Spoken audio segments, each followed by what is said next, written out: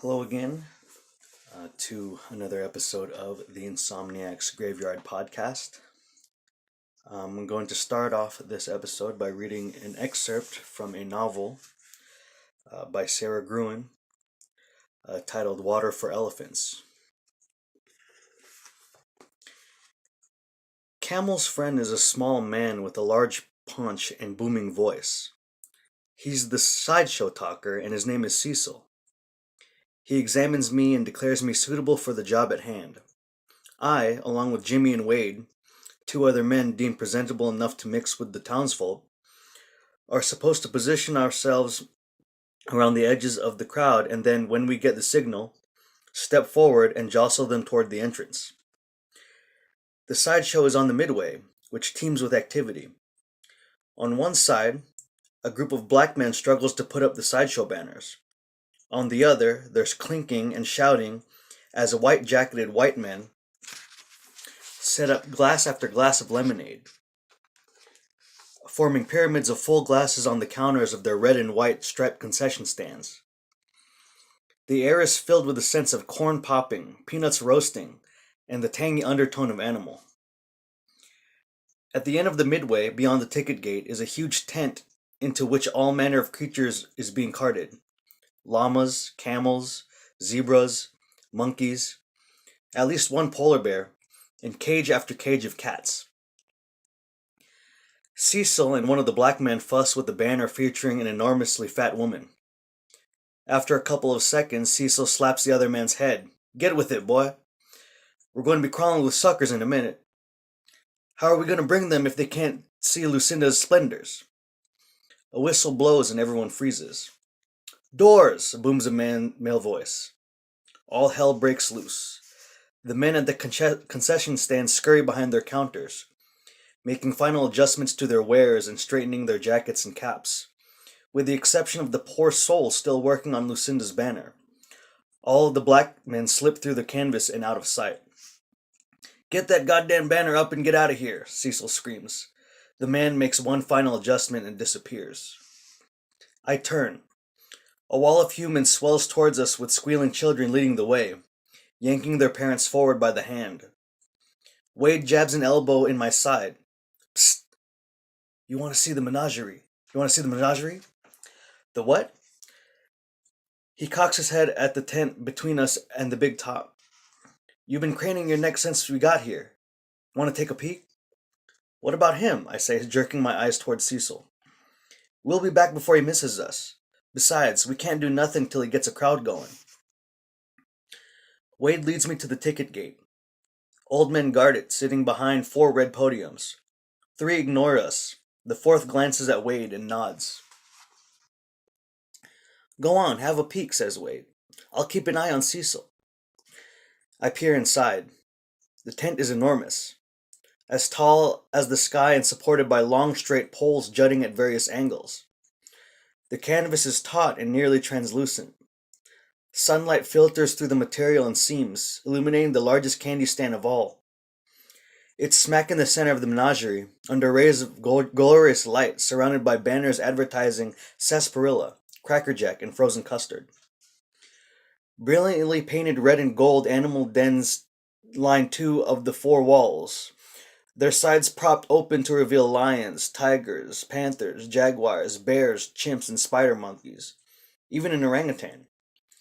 Camels, llamas, zebras, and horses stand behind 2 or low ropes slung between iron stakes, their heads buried in mounds of hay. 2 giraffes stand within an area enclosed by chain-link fence. I'm searching in vain for an elephant when my eyes come to an abrupt stop on a woman. She looks so much like Catherine, I catch my breath. The plane of her face, the cut of her hair, the slim thighs I've always imagined were under Catherine's staid skirts. She's standing in front of a row of black and white horses, wearing pink sequins, tights, and satin slippers, talking to a man in top hat and tails. She cups the muzzle of one of the white horses, a striking Arabian with a silver mane and tail. She lifts a hand to push back a piece of her light brown hair and adjusts her headdress. Then she reaches up and smooches the horse's forelock against his face. She grasps his ear in her fist, letting it slide through her fingers. There's an enormous crash, and I spin to find that the side of the closest animal den has slammed shut. When I turn back, the woman is looking at me. Her brow furrows as though in recognition. After a few seconds, I realize I should smile or drop my eyes or do something, but I can't. Eventually, the man in the top hat puts his hand on her shoulder and she turns, but slowly, reluctantly. After a few seconds, she steals another glance. Wade is back. Come on, he says, slapping me between the shoulder blades. It's showtime. Ladies and gentlemen, 25 minutes till the big show. 25 minutes. More than enough time to avail yourselves of the amazing, the unbelievable, the marvelous wonders we have gathered from all four corners of the earth. And still find a good seat in the big top. Plenty of time to see the oddities, the freaks of nature, the spectacles. Ours is the most dazzling collection in the world. Ladies and gentlemen, in the world, I tell you. So that was an excerpt of Water for Elephants by Sara Gruen, who I believe wrote this novel a number of years ago for National Novel Writing Month. And it turned into a New York Times bestseller. And they also made a movie out of it, I believe, starring Reese Witherspoon and Robert Pattinson, I believe. I could be wrong.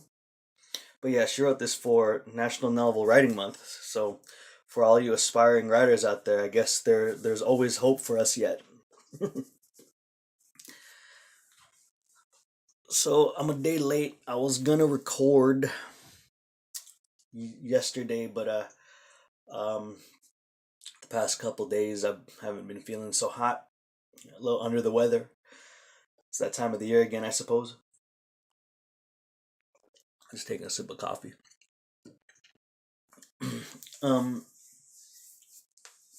Yeah, I guess better late than never. I do one of these one a week, so whether or not it's on a Tuesday or Wednesday or whenever I do it, as long as I bang one of these episodes out once a week, I guess I'm set. I don't know. Like I said, I haven't been feeling so good. It's the I'm feeling better now. Better enough, I should say, enough to record. But the other day, I felt like crap. So which made me think of what to talk about for this podcast. I had a usually I have a couple ideas, and sometimes I talk about those ideas, and sometimes I don't. I'm a few episodes in where I guess I can reveal my quote unquote creative process in recording this, but it made me think that I don't want to talk about just cold and flu remedies. Everyone obviously has had a cold, bad cold, or a flu, and maybe even been went to the clinic for their illnesses, and kind of want to talk about what I do to feel better. Usually, well, in the past, I'd rarely get sick. Even during the height of the cold and flu season, I'd rarely get sick. But in the rare event that I do, it ends up being really bad. Like I'm like, basically bedridden. I guess I get a case of the so-called man flu. Where just everything just seems like the end of the world when everything's stuffed up and you're coughing and your throat hurts and every orifice is in your face is leaking mucus or whatever, right? um, but then, I guess, I don't know, I guess because there are people I know that do get sick all the time, maybe like every other month, but it'd be very short, like It maybe be 2 or 3 days, or maybe longer, maybe 3 days to a week long.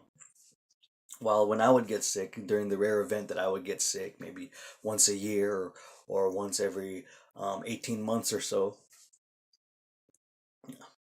I'd be I'd be pretty much out of commission for a good good 10 days to 2 weeks. It'd be pretty bad. And when I was going to school, I would try to tough it out. It'd be if I could still move and stand, I'd still go to school or whatever, or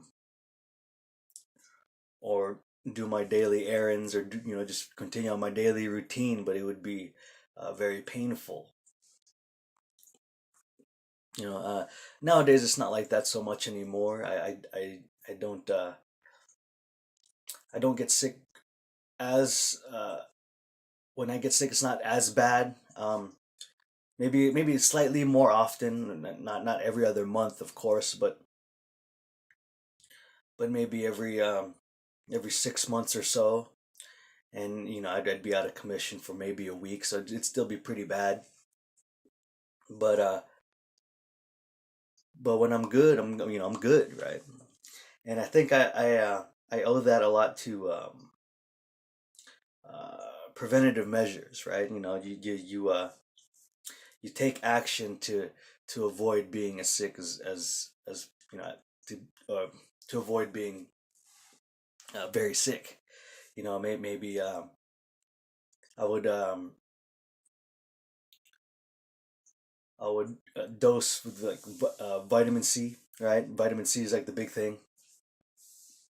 You say you take 500 milligrams a day, and it's for the immune system, and it's apparently it's really good for you, and and there are studies out there that are somewhat inconclusive, or have or that have some weight behind them, that vitamin C is good for you. That if you were to take the proper amount of vitamin C every day, they can shorten the duration of colds, or or illness, or make them less severe. I've heard the same exact thing with things like magnesium, and zinc, and fish oil. Fish oil is another one that I do take regularly, along with vitamin C. As for uh, supplement wise, as for things like zinc and magnesium, I simply take those in the form of food, such as nuts and meats, etc. Right, and leafy greens and all that. Right. But of course, that's what happens before you get sick. Also, hydration is very important. You drink a lot of water, and you can get your vitamin C that way. Orange juice, or apple juice, or whatever, and or even just plain water, just staying hydrated, which I should do with this coffee. Well, coffee doesn't really keep you hydrated, right? The caffeine gets you more dehydrated than anything, but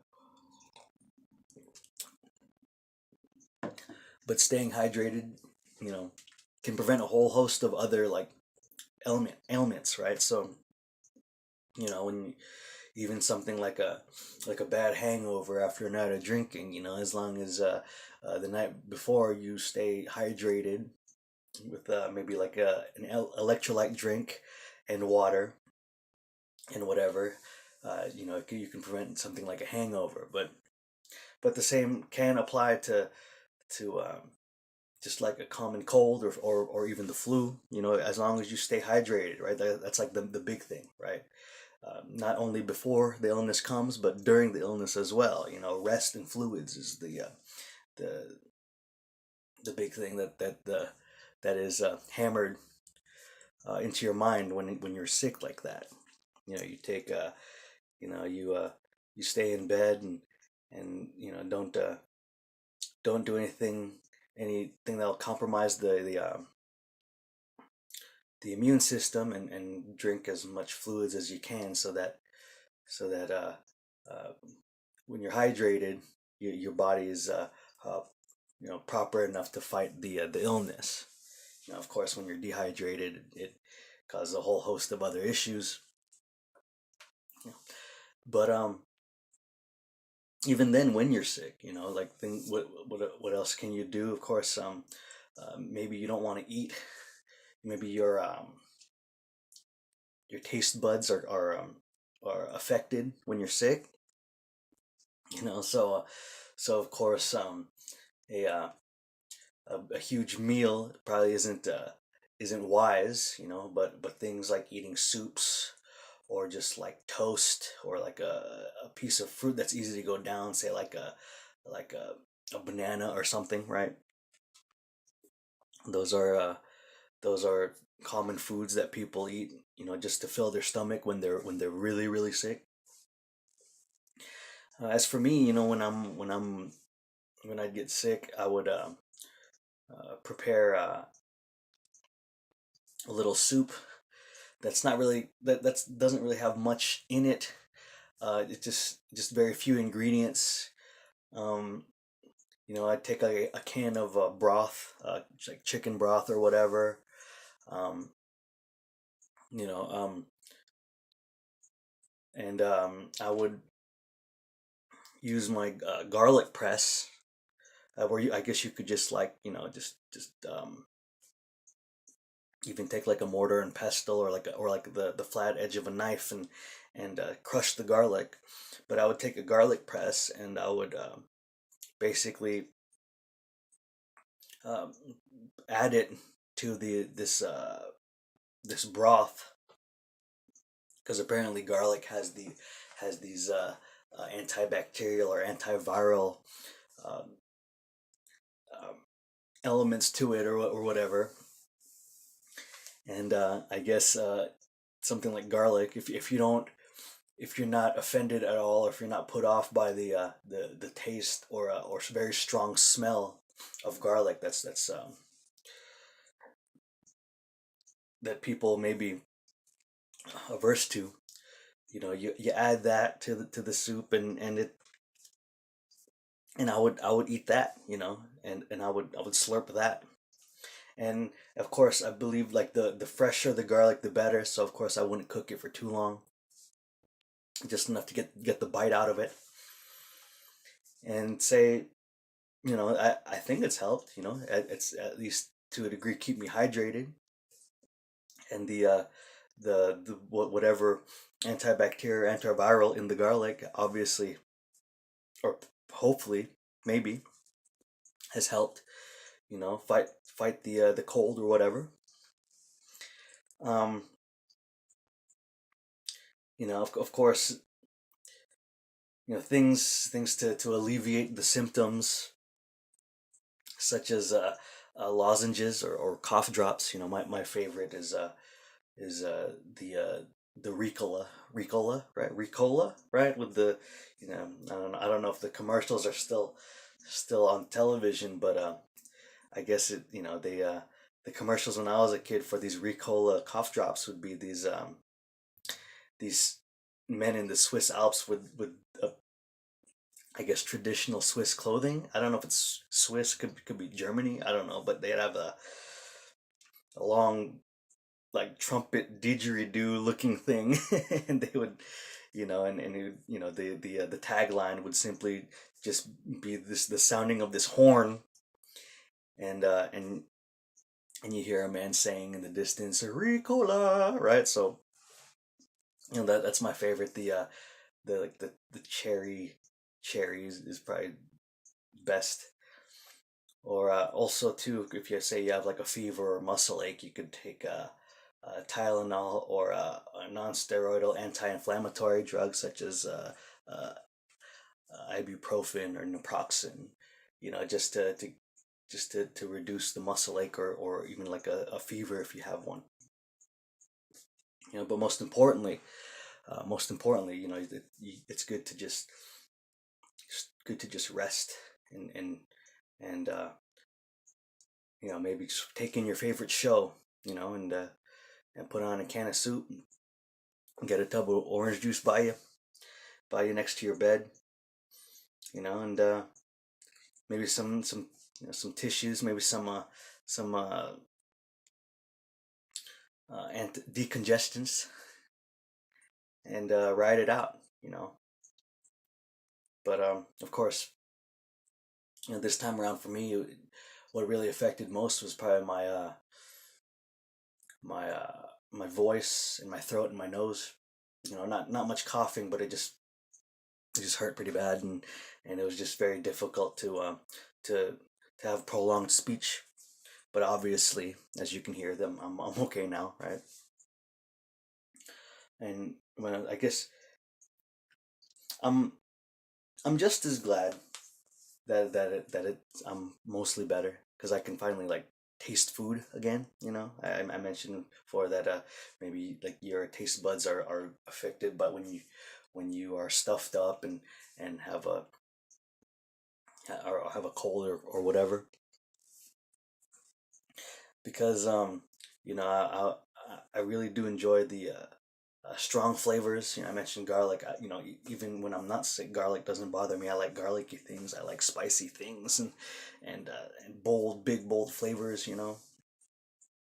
And there's this Indian restaurant that's near my place, and apparently they have a lunch specials and they're really good, and went there and had uh, this appetizer, which was kind of like this like filled like turnover thing. I forgot what I forgot what it's called, but it was rather delicious. And then of course I had to get you know the uh, the tikka masala, which it's like typical Indian fare that you get in the Western world. And of course there are things like butter chicken and all that.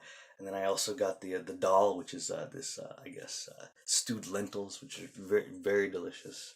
And then I got the rice pudding, which for dessert, which I mean put me back like less than 20, which is pretty good, right? So for all that, but I just really like ethnic cuisine. I mean I live in the United States, so of course and I live in a particular part where there's no shortage of uh,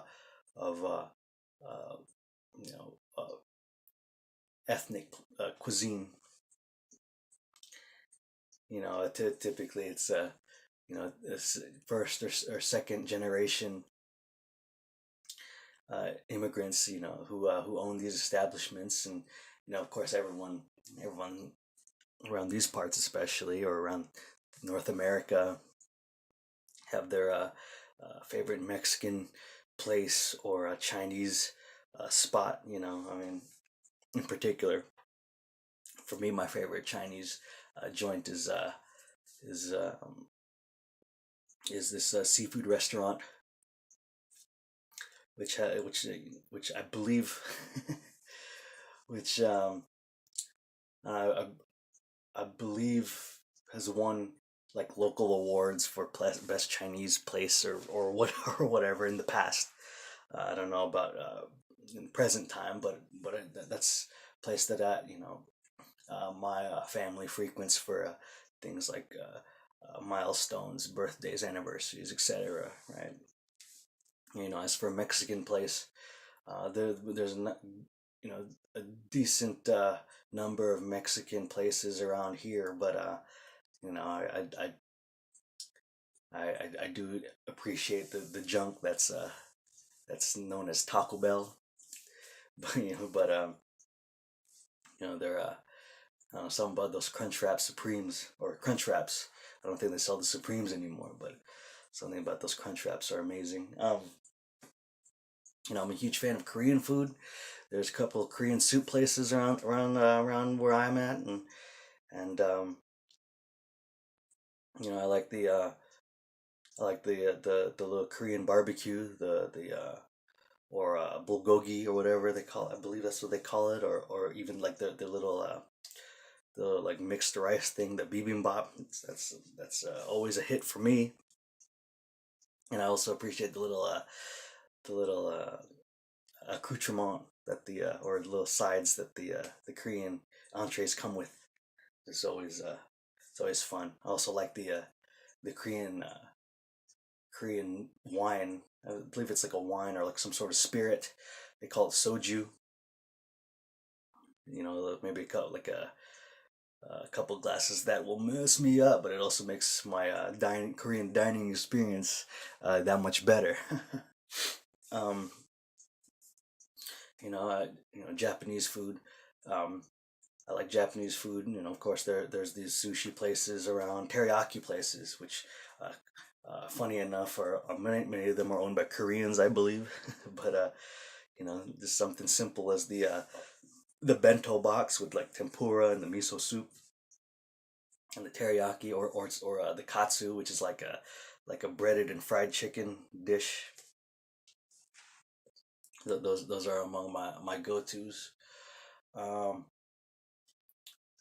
I mean, even something like American fare. There are many burger places around here. There's a couple local burger places around here.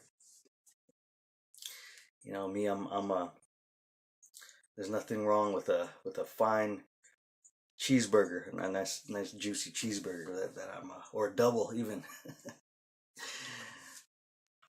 God, obviously I'm kind of recording this on an empty stomach, so now I'm like really enthusiastic about talking about food. I don't know if I mean it's I've yet to try other cuisines. I mean, of course, like you know, there's a so-called Australian chain restaurant, the Outback Steakhouse. I believe I've been there when I was younger, but I don't know if there are many around here. Um, there's a PF Chang's, which is like the or Panda Express, right? The franchise equivalent of Chinese food, right? Chinese restaurants, right?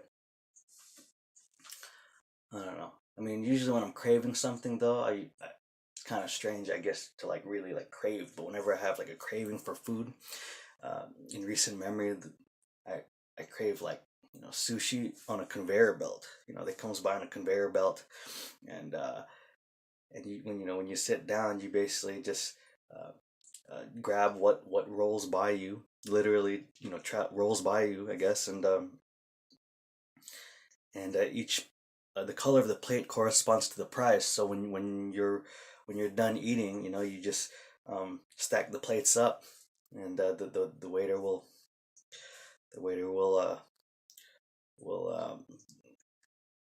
add your total based off of how many plates you have and how many colors of a certain color you have. You know, me and my buddies, whenever it's, almost every time, but when me and my buddies would go to the local conveyor belt sushi place, we'd kind of lose track of time, and we just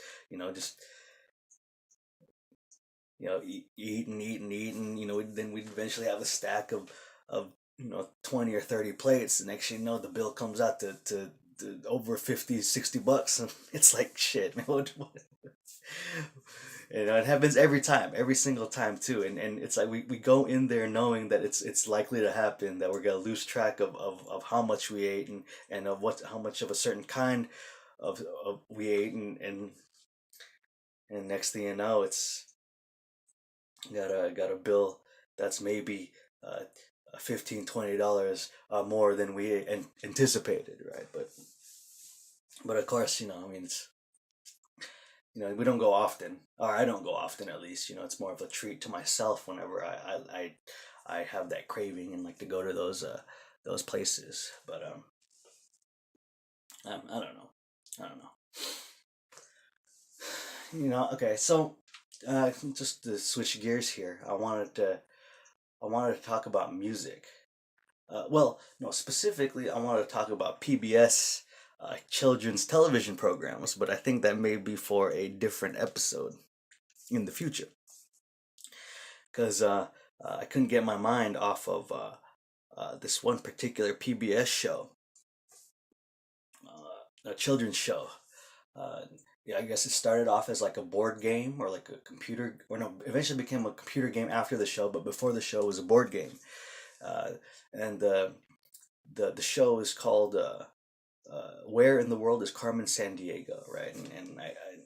I don't, the premise of the show escapes me. I believe like you have to guess, um, guess the where Carmen Sandiego, who's this criminal, has fled to, I believe, or something, right? Um, I obviously have to. Maybe I can find episodes online. The show existed, I believe, in the late '80s or early '90s or mid '90s, and I remember watching them as a child. But I obviously obviously the actual details escape me. But I don't want to talk about that specifically today or tonight. I want to talk about there was this in-house band or a vocal group called Rockapella, and it was this acapella singing group, and I don't know, something about that group. Like, I own uh, a burned copy of one of their albums, their in concert album, where I guess this was recorded in the late '90s or early 2000s, of them in concert, and I remember this album specifically. Me and my buddies would like sing along to it when we were younger. Me and my friends would sing along to it when we were younger, kind of goofing off and looking longingly out the window as we sang along a cappella, uh, uh, quite poorly, I might add, right? um, but I don't know, something after so I popped in this album which I hadn't in my CD player, which I hadn't listened to in quite a few years, you know.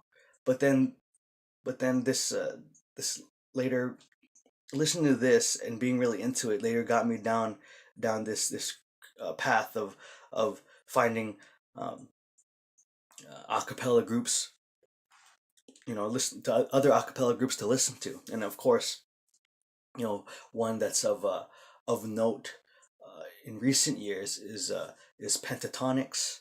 It's a five-piece group that I believe that won what they won some sort of some sort of show that some sort of singing uh, show that apparently they've they now have seen a widespread acclaim, and they have albums out, and they have a very successful you know thing going for them with their YouTube channel, and their selling out concerts and etc. So I listened to a little bit of that. Their evolution of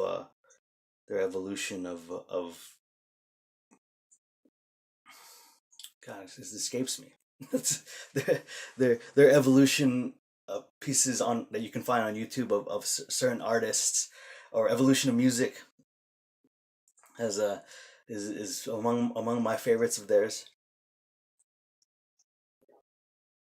But of course, all their covers are really good because they're very talented vocalists. But then this led me further down of me finding out, or listening to um, university vocal groups, a cappella groups, and and among my favorites I've listened to the most were the I believe the BYU Vocal Point, which is an all male group, and the University of Maryland uh, Generics. That's their men's group, as well as the University of Maryland Treble Makers, Treble Makers, which is their all women's group. And I don't know. I think those are among the ones I've listened to the most. Of course, I didn't listen to, like, very many other ones other than those university groups, but I don't know. I mean, I do highly recommend it. I think they're very talented, and their arrangements are really good. they don't stray too far away from the original composition, which is something that many people can appreciate. Yeah, I mean, I don't know. I remember me and four friends in middle school only briefly, thought about trying to do some sort of uh, a five-piece singing thing for our middle school talent show. But only maybe one of us out of the five of us could actually sing decently. So thank God we didn't go through with that. you know, and of course, I'm given my background, I do occasionally like karaoke. Of course, the more drinks I have, the more alcoholic beverages I consume, I the more and more I enjoy participating in karaoke. But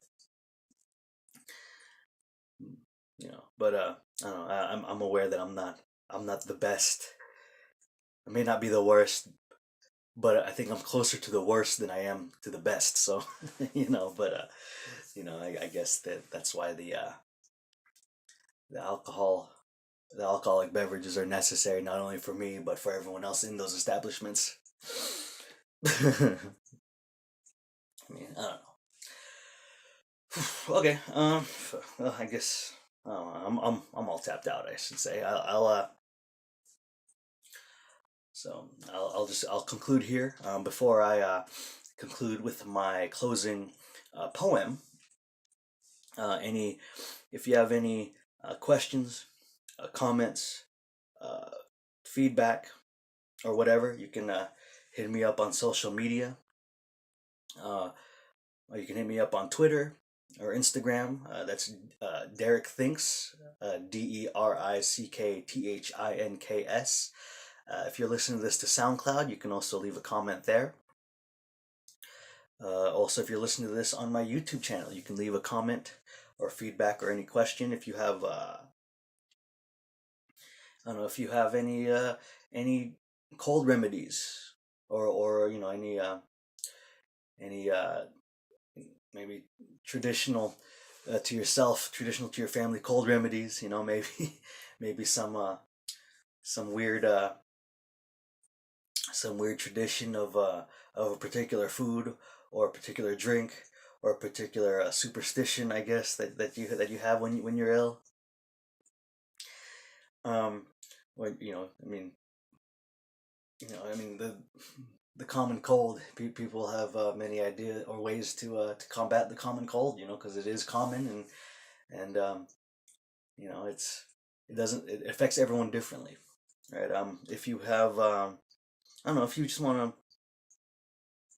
to hit me up and tell me what are you have any food recommendations or place recommendations or whatever you want to highlight your city, and just you can hit me up.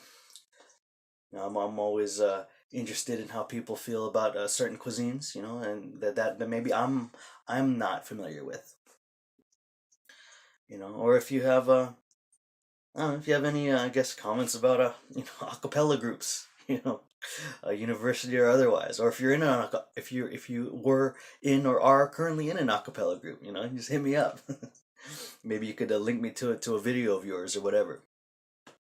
So yeah, that's Twitter, Instagram, SoundCloud, YouTube, whatever. DERICKTHINKS. So I will now conclude this episode with a poem, and it is by Gary Soto, and the poem is called Oranges. Excuse me. The first time I walked with the girl, I was 12, cold and weighted down, with 2 oranges in my jacket. December, frost cracking beneath my steps, my breath before me then gone. As I walked toward her house, the one whose porch light burned yellow, night and day in any weather. A dog barked at me until she came out pulling at her gloves. Face bright, with rouge, I smiled. touched her shoulder, and led her down the street across a used car lot and a line of newly planted trees until we were breathing before a drugstore. We entered, the tiny bell bringing a saleslady down a narrow aisle of goods. I turned to the candies tiered like bleachers and asked what she wanted. Light in her eyes, a smile starting at the corners of her mouth. I fingered a nickel in my pocket, and when she lifted a chocolate that cost a dime, I didn't say anything. I took the nickel from my pocket, then an orange, and set them quietly on the counter. When I looked up, the lady's eyes met mine and held them, knowing very well what it was all about. Outside, a few cars hissing past, fog hanging like old coats between the trees, I took my girl's hand in mine for 2 blocks, then released it to let her unwrap the chocolate. I peeled my orange that was so bright against the gray of December that, from some distance, someone might have thought I was making a fire in my hands.